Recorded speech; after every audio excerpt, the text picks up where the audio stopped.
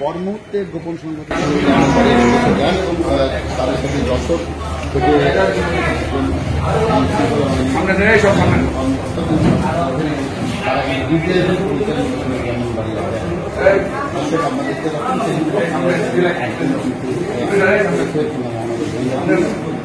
ব্রাহ্মণবাড়িয়া নবীনগর থানায় একটা বাহিনী, গোয়েন্দা বাহিনীর পরিচয় দিয়ে কিছু লোক ওইখানে এক ব্যক্তিকে অপহরণ করে, পরে 2 কোটি টাকা মুক্তিপণ দাবি করে। তার প্রেক্ষিতে তার পরিবার তাদেরকে কিছু টাকা দেয়, দিয়ে ওই ছেলেটাকে ব্রাহ্মণবাড়িয়া কসবা রেলওয়ে স্টেশনে ওরা ছেড়ে দেয়। এর ভিতরে আমাদের এই খুলনা অঞ্চলের লোক ছিল 10 জন।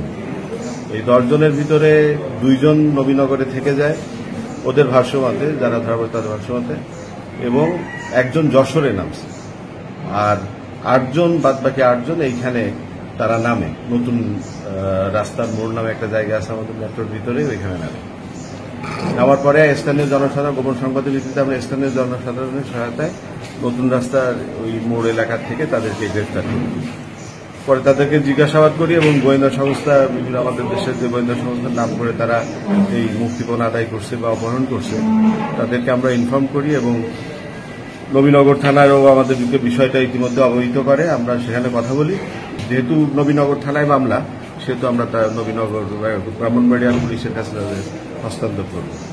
তাদের কাছ থেকে এটা জানতে পারছি এবং আমরা এটা অলরেডি ইনফর্ম করছি তাদের, যে সংশ্লিষ্ট বাহিনী যে যারা আছেন, আমরা তাদেরকে অলরেডি এটা মেসেজটা দিচ্ছি, তারা বিষয়টা দেখতেছেন। আর তাদের কথায় বুঝলাম যে এখানে একজন যিনি এই মূল হোতা, সে বর্তমানে যশোরে অবস্থান করতেছে, সেই সবকিছু করছে। তাদের আইডি কার্ড তৈরি করাটা যাবতীয় যা কিছু করছে এবং সেগুলো সেই আবার রেখে দিচ্ছে এবং যশোরে নেমে গেছে। এখনো আমরা কনফার্ম না সে গ্রেফতার হয়েছে কিনা, এখনো আমাদেরকে কেউ জানানো হয়নি, সে তো আমরা জানতে পারি না, তবে মনে হয় সে গ্রেফতার হবে।